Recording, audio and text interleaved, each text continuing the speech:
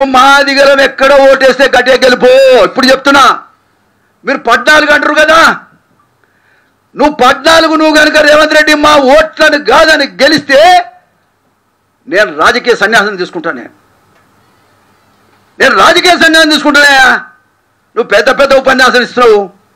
మా ఓటు విలువ ఏమిటో, మాదిగ జాతి ఏమిటో మేము చూపిస్తాం.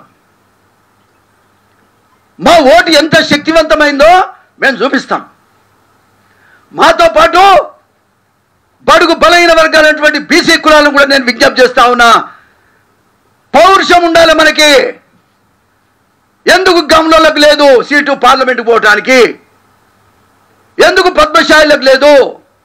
పార్లమెంటు కూర్చోవడం అర్హత లేదా? ఒళ్ళ కురుమలకు లేదా? చాకలి మంగళంలోకి లేదా? మిగతా కులాలకు లేదా? యువకులారా మీరు ఆలోచించండి. చదువుకున్న అన్నదమ్ములారా మీరు ఆలోచించండి. ఇది ఏ కాలంలో మనం ఉన్నాం? కంప్యూటర్ కాలంలో మనం ఉన్నాం.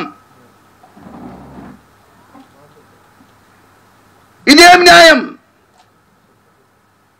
ఎక్కడి న్యాయం? మా గొంతు కోసి మమ్మల్ని సమాప్తం చేసేటువంటి రాజకీయంగా, ఆర్థికంగా, సామాజికంగా మాకు ఏ రకంగా ఎదుగుదల లేనటువంటి నిర్ణయాలను మేము వ్యతిరేకిస్తున్నాం. దళితులారా, మాదిగ బిడ్డలారా, లెండి.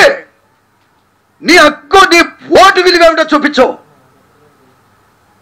రేవంత్ రెడ్డికి ఒకసారి కనువిప్పు కావాలి.